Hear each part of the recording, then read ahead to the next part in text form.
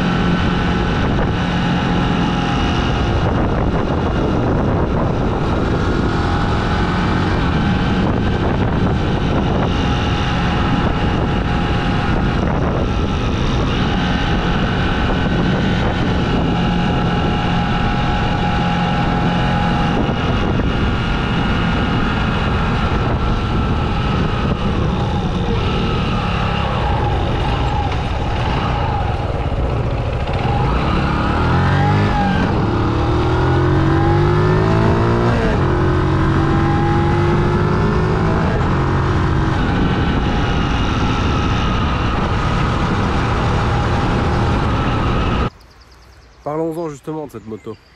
Donc la moto que j'ai choisie, c'est une Archive 125. Alors Archive, c'est quoi? C'est une marque française fabriquée en Chine, comme beaucoup de motos de ce genre-là, qui utilise une base moteur copiée des Honda, donc des Honda CBF 125. Ça fait 10 chevaux ou 11 chevaux, donc c'est vraiment pas énorme, mais c'est largement suffisant. On n'a pas besoin de plus. On n'a pas besoin de plus pour partir se promener, partir découvrir et comprendre ce que c'est l'âme de la moto. Ce qui est aussi génial avec cette petite moto là, c'est le confort. Elle est vraiment typée, je veux dire, scrambler des années 60, 70, position un peu comme sur le Honda CB. C'est super confortable, c'est super génial et ça va tout seul. Le rodage prend un peu du temps et il faut que la moto se rôde. Et une fois qu'elle est rodée, on sent vraiment qu'elle se libère et qu'elle marche beaucoup mieux. Ce qui est chouette aussi avec cette moto là, c'est que c'est la version SP. Donc il y a plusieurs versions, il y a la AM64, la AM60 et autres.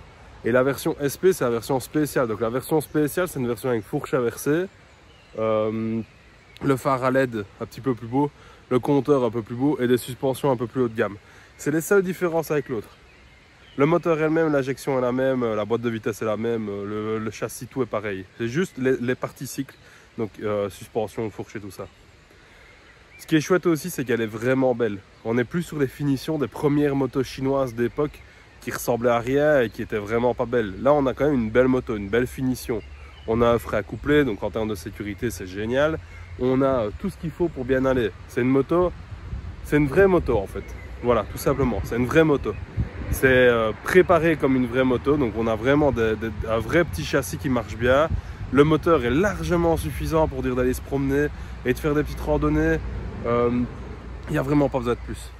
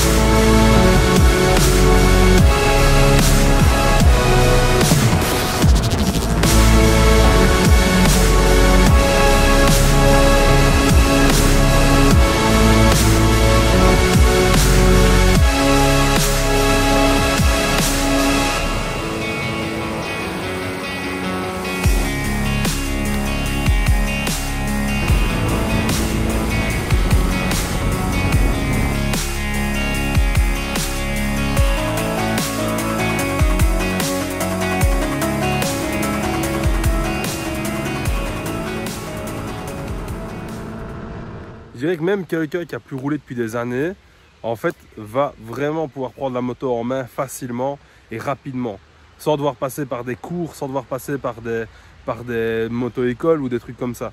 Celui qui a jamais roulé en moto, je dirais qu'en une journée, il sait l'utiliser. Je dis pas qu'il sait rouler, je dis juste qu'il sait l'utiliser. C'est une grosse nuance. Maintenant, on apprend en roulant, il n'y a rien à faire. C'est apprendre, il faut rouler. Il faut faire des bornes et il faut aller découvrir, rouler et voir où on arrive. Mais ce qui est vraiment bien avec les petites cylindrées, et quand je dis petites cylindrées, je pense pas qu'à 125, je pense aussi les 300, les 250 et les 400 cm3. Je dirais qu'à notre époque, plus gros que 400 cm3, ça n'a plus de sens. Ça n'a plus de sens parce faire de l'autoroute en moto, bah, ça n'a pas grand intérêt, c'est pas très fun. Faire des grandes routes, bah, t'as pas besoin d'avoir une moto de 300 chevaux, hein. Tu roules avec une moto qui fait déjà 30 chevaux maximum, 400 cm3, tu sais déjà rouler à 90 tout le temps de moyenne, donc ça c'est pas franchement utile. Et dernière chose, bah, sur les petites routes comme ici on a pris sur la vidéo, bah, pas besoin de beaucoup plus, hein. Tu aurais une 200, une 250, ça marche aussi bien, hein. C'est pas... Mais donc voilà, mais les gens, de toute façon maintenant, c'est toujours plus gros, toujours plus de puissance, alors que c'est complètement inutile. Ça sert à rien. Donc j'espère que cette petite vidéo t'aura plu. N'hésite pas à mettre un pouce bleu en l'air. Pouce en l'air celui-là. Pas l'autre, parce que celui-là, il est pas content. Et t'abonner, parce que je vais vraiment faire toute une série de vidéos avec cette moto-là. Donc premièrement avec cette moto-là. Et je vais recevoir ma Royal Enfield Himalayan dans peu de temps, j'espère. Et là alors, on fera des vidéos plus longues, avec des endroits plus beaux encore. Je vais aller chercher encore un peu plus loin et rentrer vraiment dans les petites routes et dans les petits chemins.